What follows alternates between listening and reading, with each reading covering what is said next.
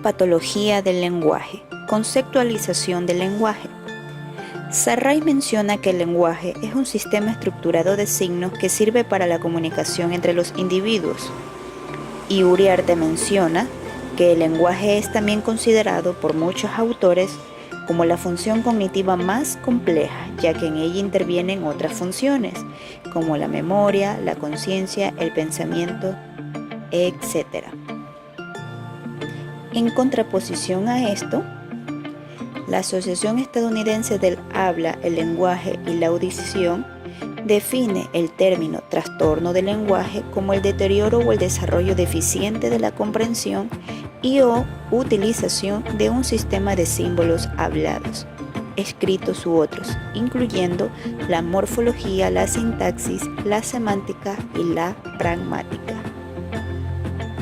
A partir de esta definición podemos decir que un trastorno del lenguaje es aquella alteración en el proceso de adquisición y o producción del lenguaje, ya sea por problemas en los órganos que intervienen en el proceso de la comunicación, como pueden ser problemas auditivos debidos a una hipoacusia total o parcial congénita, o por dificultades en la correcta expresión del lenguaje, debido a alteraciones a nivel psicomotor o fonológico.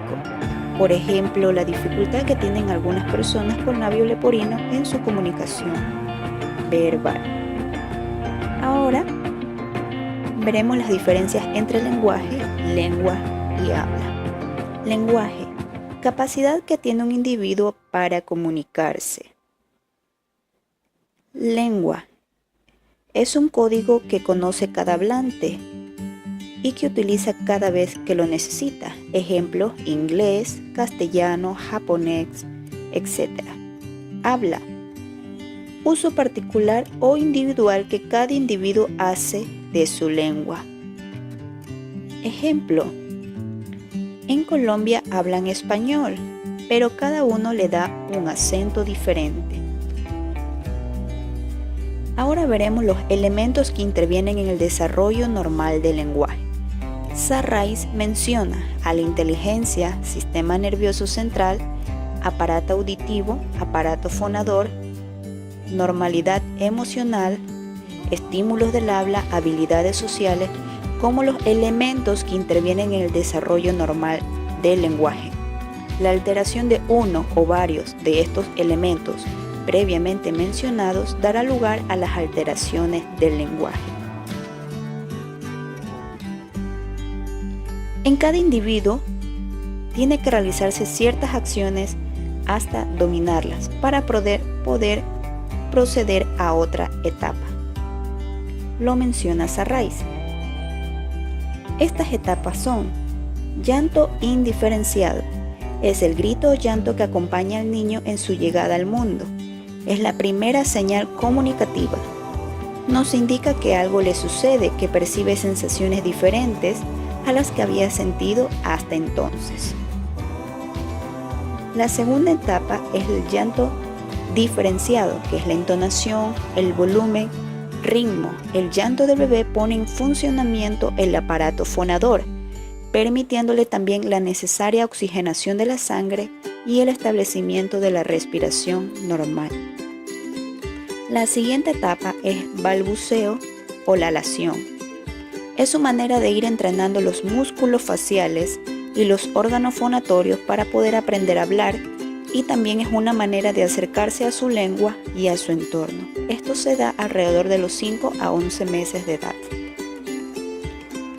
Ecolalia: progresivamente el balbuceo alcanza forma de actividad intencional y en respuesta a la voz del adulto, en situaciones de intercambio afectivo aparece una conducta comunicativa. La siguiente etapa es la expresión verbal, que todos realizamos, que se empieza a dar a partir de los 2 años de edad. Ahora Sarray menciona algunas funciones del lenguaje. Como conocemos, el lenguaje es un elemento constitutivo y constituyente importante de la personalidad y la adaptación social. La primera función tenemos comunicativa, intercambio informales. expresiva o emotiva. Manifiesta la afectividad, el estado de ánimo, la reacción, la emoción. Por ejemplo, ¿qué susto me di? Otra función es apelativa o conativa. El hablante trata de influir, aconsejar o llamar la atención de los demás para suscitar una manifestación o acción. Por ejemplo, a ti te estoy llamando. Otra función es moduladora del pensamiento. Cuando se habla hay que pensar lo que se dice y cómo se dice. Así pues, cuando se habla se piensa. O poética. El lenguaje puede ser un instrumento de creación artística o poética, con el puro fin de crear belleza y sentirse bien ante ella. Ahora tenemos las causas de los trastornos del lenguaje. Estas causas pueden ser muchas y muy variadas. Podemos diferenciar las causas dependiendo del desencadenante del trastorno. Causas orgánicas. Entre estas causas, que se refiere a la lesión de cualquiera de los órganos que tienen un papel en el funcionamiento del lenguaje, podemos diferenciar estas. Causas hereditarias, cuando los trastornos del lenguaje se heredan de los padres. Causas congénitas, cuando los trastornos del lenguaje se deben al uso de fármacos o a complicaciones durante el embarazo. Causas perinatales, los trastornos del lenguaje se originan durante el proceso del parto. Causas postnatales, los trastornos del lenguaje se producen después del embarazo. Un ejemplo serían los trastornos del lenguaje ocasionados por un parto prematuro. Ahora tenemos causas funcionales. Se deben al funcionamiento patológico de aquellos órganos que intervienen en el lenguaje. Causas endócrinas, que afectan principalmente el desarrollo psicomotor del niño. Causas ambientales, también son un factor que puede influir en el lenguaje. El entorno puede afectar a las capacidades lingüísticas del individuo. Por ejemplo, la violencia intrafamiliar.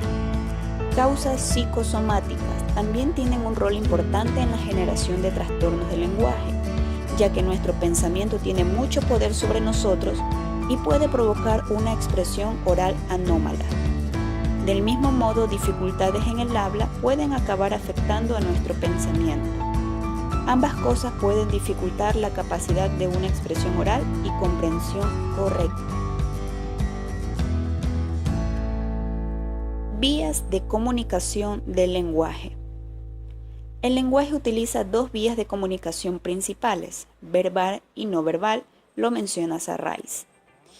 La comunicación verbal se realiza por medio del lenguaje hablado y escrito, que usa palabras de acuerdo con ciertas reglas gramaticales. La comunicación no verbal se realiza mediante el lenguaje corporal, que es el conjunto de movimientos que forman la mímica y los gestos. Uriarte también menciona que el ser humano se comunica no solo con el lenguaje hablado, puesto que tiene una amplia gama de comunicación, pero sin duda alguna la comunicación verbal permite una mayor precisión conceptual, en tanto que la no verbal es más intensa, emotiva, elemental y poco controlable. Ahora tenemos la importancia del lenguaje para los procesos cognitivos. Pensamiento.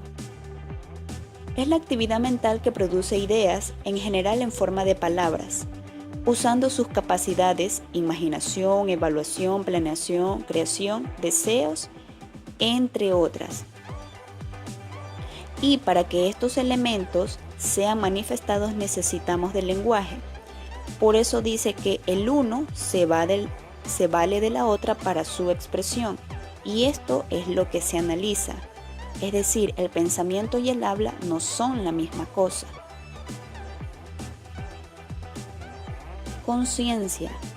Es una función del cerebro por medio de la cual nos percatamos de los acontecimientos externos e internos. La conciencia es una de las funciones cerebrales más importantes. ya que a partir de estas surgen otras como el pensamiento, la atención, la memoria y el lenguaje principalmente. Atención. Nos ayuda a recaudar información del medio que nos rodea, la cual pasa por un proceso interno interpretativo y posteriormente la atención dirige la evocación de información de vuelta al exterior. Es así como se da el proceso de comunicación. Memoria. Nos ayuda a retener la información, a la producción de nuevos aprendizajes y a la asociación de ideas nuevas con antiguas. Por medio del lenguaje se expresan ideas, pero sin la intervención de la memoria, estas ideas no serán expresadas debido a que no se mantendrán en la conciencia el tiempo suficiente para poder ser expresadas en forma de lenguaje.